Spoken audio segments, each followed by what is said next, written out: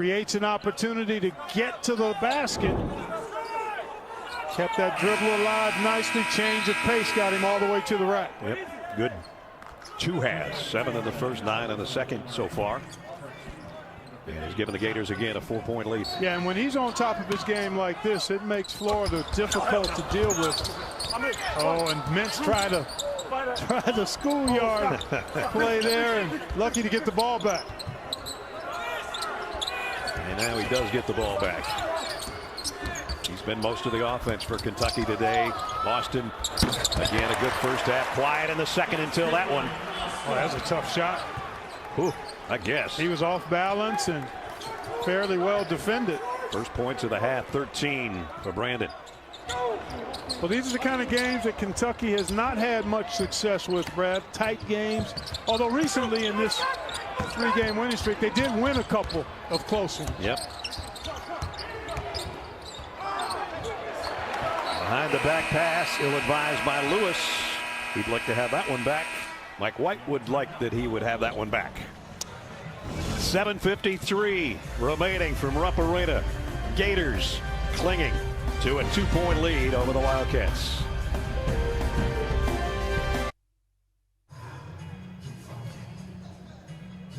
We take a look at our Jersey Mike's subs game summary. Kentucky worst in the conference from the floor, and that's about where they are right now at 42. Florida has shot it well, and Mann and Castleton have had 2 good halves. Inside outside guys you talked in the open by. Yeah, they have been really solid, both of them. Tre Mann with his floor game, decision making and shot making, has not really forced the issue at all.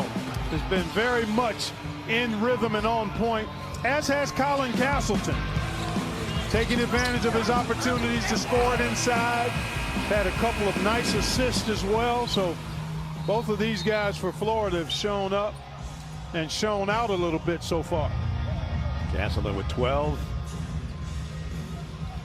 And the leading scorer for Florida right now. As those 2 guys have 28, the rest of the team 29, and thus the 57 and a 2-point lead on Kentucky. And Kentucky almost threw it away in the backcourt. Mintz has been their main man as far as scoring today. 10 lead changes, 7 ties, and a whistle. Foul on Castleton, I think. And it will be. Yeah, it looked like Florida was in man-to-man. They've kind of mixed it a little bit this half, but that zone has been quite effective. Still no danger of bonus free throws yet. Either way, both teams now have a foul remaining to give before the bonus. Castleton, that was his 3rd. Remember, Jackson's on the bench for Kentucky with 4. Boy, Sarr's got to really work to get in front and get that ball in the low post. He's trying. And foul on the drive. I think they're going to call this one on Lewis.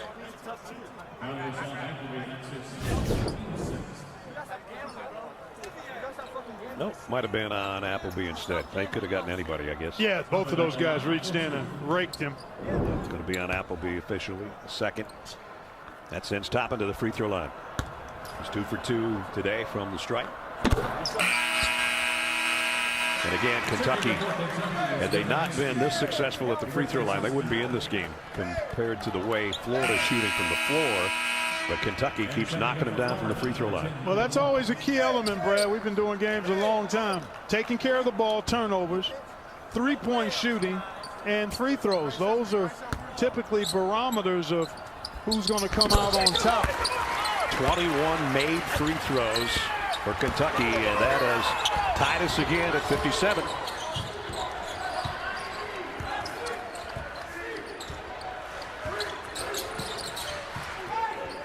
Mann trying to go to work again, draws a double team, gets it to DeRougie. Now inside Castleton, they try to feed him an errant pass, and it's picked off by Boston. Kentucky looking to regain the lead this trip.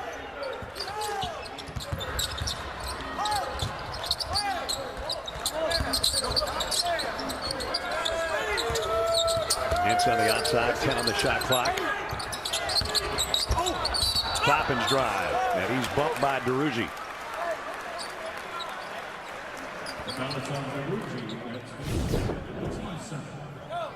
Again, Kentucky late in the shot clock, but Duruji just a tad late squaring up his body.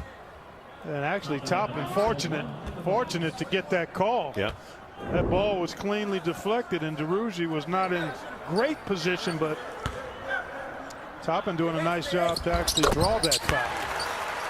8 points for Toppin as Kentucky goes back in front by 1.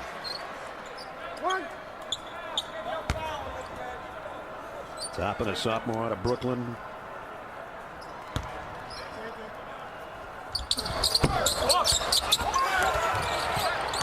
That one off the mark. Scramble for the rebound, picked up by Locke.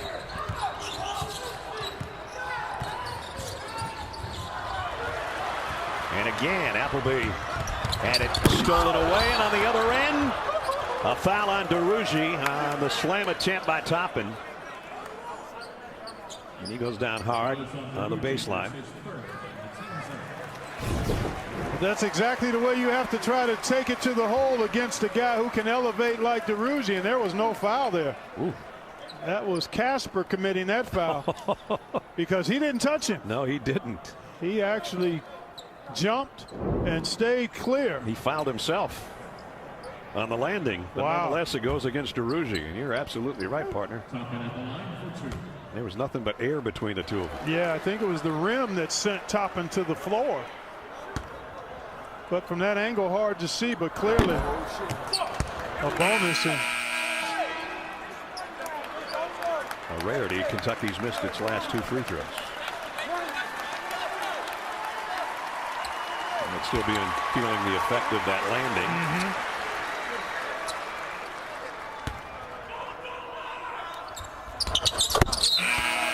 Got the second. And Brooks will come back in for Kentucky. And Toppin will go out and take a look at his elbow and his ankle. I think both. Yeah, adrenaline kept him going momentarily. Hopefully he'll be able to return. Inside, Castleton all alone, and we're tied again. Did a nice job of dragging that action out, keeping that dribble alive, and just giving that play time to develop.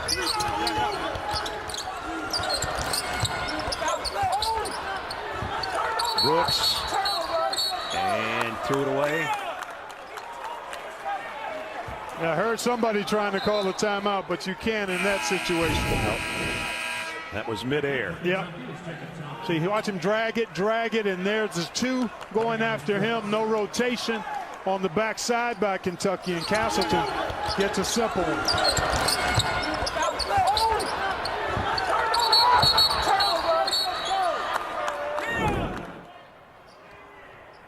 And that was all for naught because Brooks bounced it out of bounds before it even was thrown back to Mintz.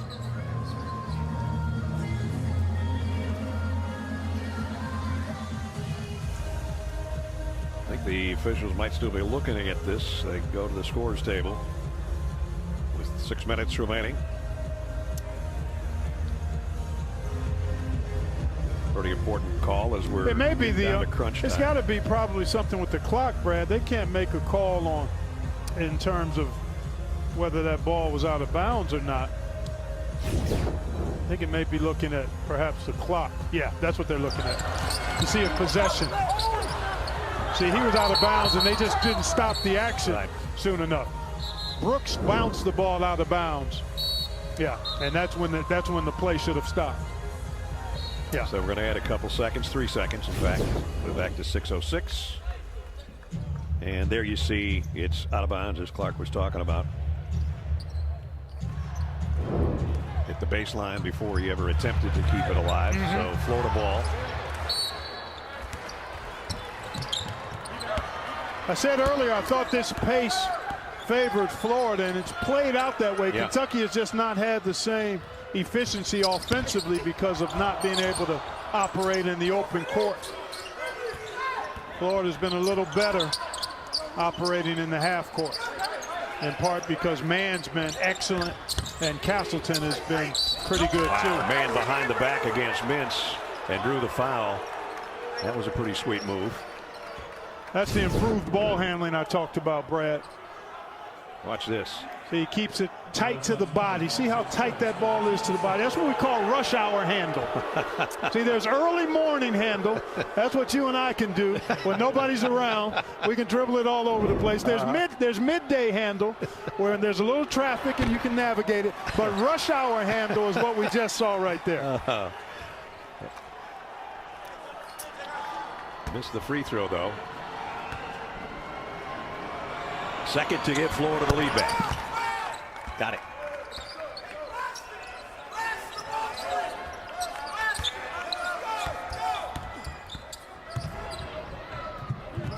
Mintz gets it up court to Boston. Mintz hasn't taken a big shot here recently. He might need one of those daggers here as we get down to the last 5 minutes. Thought it was going up right there. 5 to shoot. Going to have to hustle. Toppin.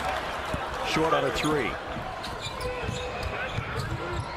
Florida brings it down. Appleby, long stride, and got it.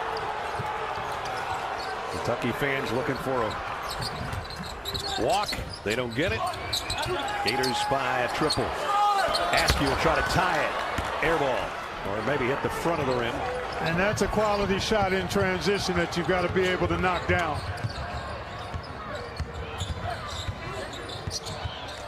Peruzzi in some traffic. They'll bring it back out on top and use a little bit of clock here as we're approaching 4.5 to play. Appleby in the paint and in some trouble and threw it away. Askew ahead. Mintz on the flush. That's what Kentucky wants to do. Operate in the open court. Because they've really struggled in the half court. Late shot clock opportunities, not knocking down perimeter shots when they avail themselves. But that's one way to solve it. Mintz with 19, 1-point game. Trey Mann walks it up for the Gators. Trying to get a series season split with the Wildcats after getting hammered in Gainesville back on January 9th. Trying to return the favor at Rupp.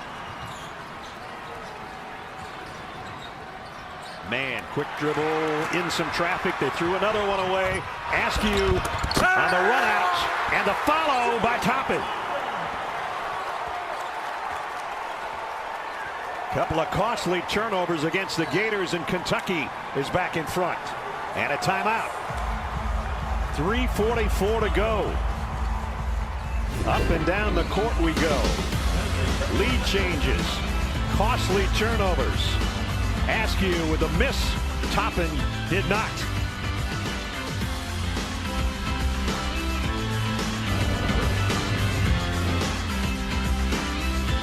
Last 3 minutes and 44 seconds. Our game resets. Florida's got the ball. Kentucky's got a 1-point lead. Kentucky has been living at the free throw line, and that probably is going to come into play in the next 3:44 as well. And too many turnovers for Mike White's team. 10 this half, 16 for the game. And we talked about this earlier. In the first half, Kentucky is taking care of business. In the second half, they've had problems.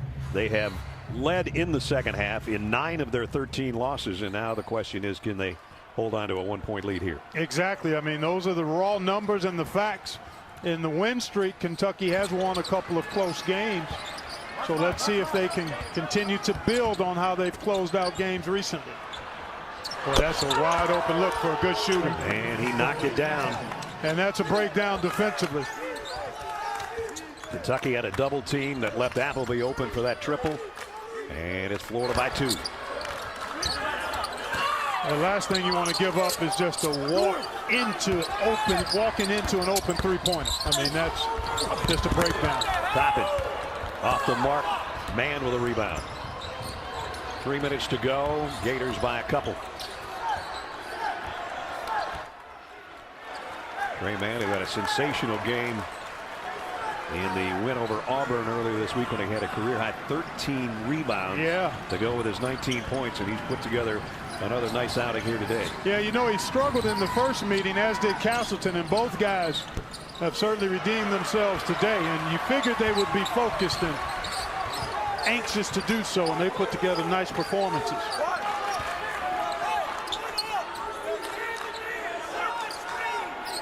Kentucky struggling from the floor in the second half.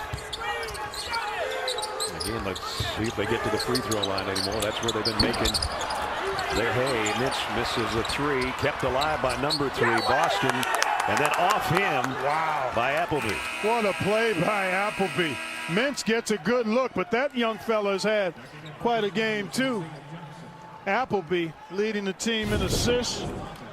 Just knocked down a timely 3. His activity on the ball has been pretty good. Wow. Man, what a play. Nice hang time just to get that thing thrown back against Boston's knee. Under 2 to go.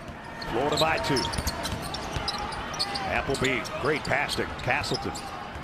He'll have to give it up though. Man, baseline jumper. Wow, what a shot. That's that added strength. That's weight room. Because he took contact there and still had great balance and concentration on that shot.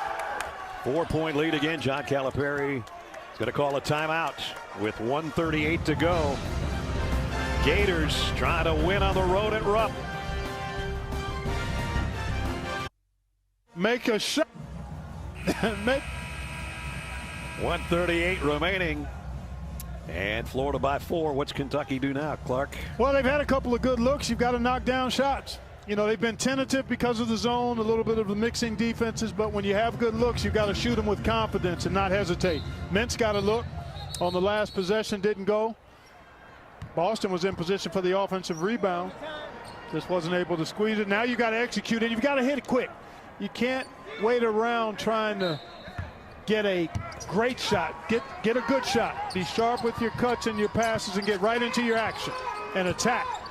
See, this is being on your heels. Here's Jackson playing with 4 fouls, but trying to go to the rack and does. There you go. Isaiah Jackson cuts it to 2.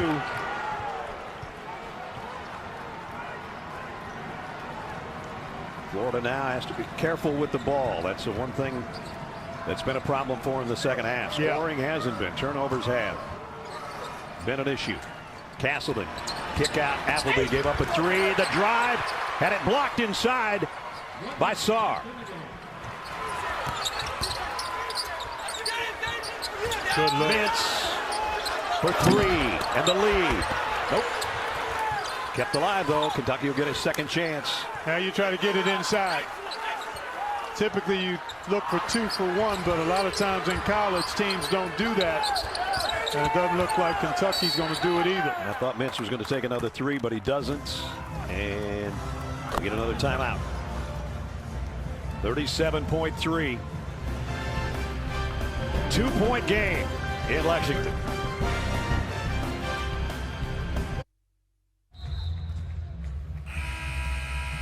Eight seconds on the shot clock, right, Clark? Yes, that's what I saw before we took off. 37.3 in the game. Kentucky ball. So it looks like it's going to be Boston to inbound. Yep, there it is. 8 seconds. Far right on the score ticker there. You got to be thinking if it's from the outside, it's number 10 if they can get it to him. You got to go quick. Pick and pop. There it is. Oh, he couldn't get it to him. Now they're going to have to hurry the shot. No good. That was excellent defense by Florida because they were trying to get a pick and pop for Davion Mintz, I think. But Florida actually, high hands, kept that pass from going back from Askew to Mintz. That's who he was looking at. Yep. Not sure what the other options were on the play, but right here, he's trying to pick and pop him right there. It was actually a roll and release. And then Sarr up against the shot clock has to force a challenge shot and just not well executed out of that timeout. Appleby, the second best free throw shooter on Florida's team. He did miss one earlier this half.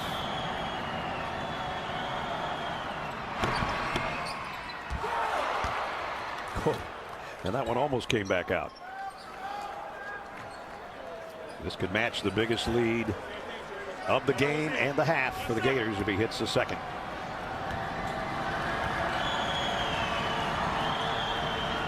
Junior out of Jacksonville, Arkansas, got them both. 2 big free throws and a 4-point advantage, and now Kentucky can waste no time at all. Jackson into Askew, going to have to hustle it down. Drive it. You want to drive it here.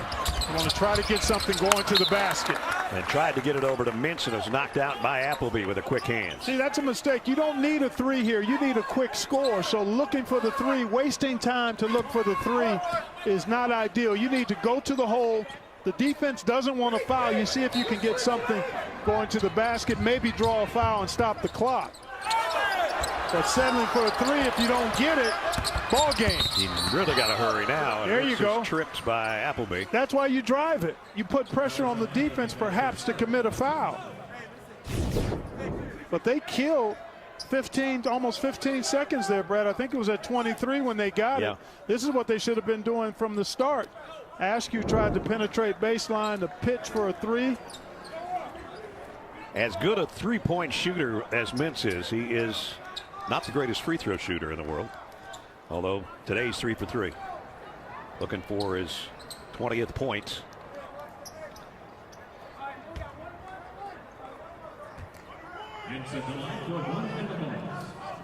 And it's just 1-1, so he's got to get this first one.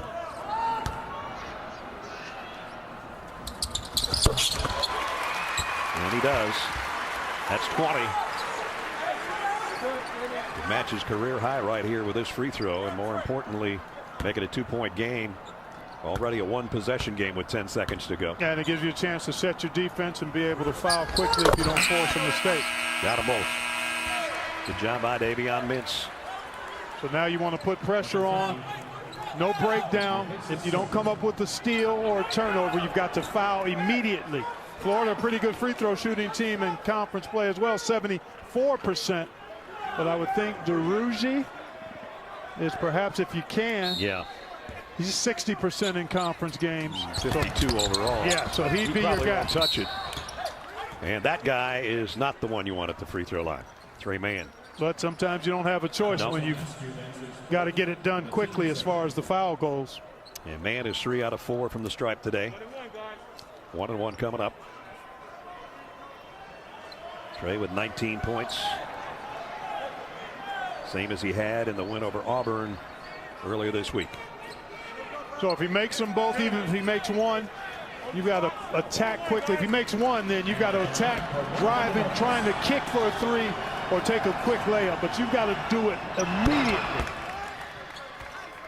20 for Trey Mann.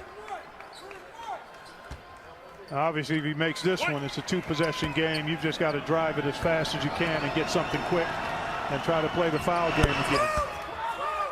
Drained them both. 4-point lead. Askew trying to get it in the front court in a hurry. And Mintz, tough catch, tough threes. And Florida's going to get out of Rupp Arena with a split in the season series with Kentucky. Big win for the Gators. Had to come from one behind at halftime, and they win it by 4. So a notch further near the top for Florida. They go to 9-5. Kentucky's 3-game winning streak is snapped on their home floor. They drop to 7-8. So Kentucky wins it. For Clark Kellogg, Gene Steratore, and our entire CBS crew, Brad Nessler saying so long. Rupp Arena, the side of this one. This has been a presentation to CBS Sports, home of the 2021 Men's National Championship. We'll get you back to Greg and company in New York for Inside College Basketball after these messages.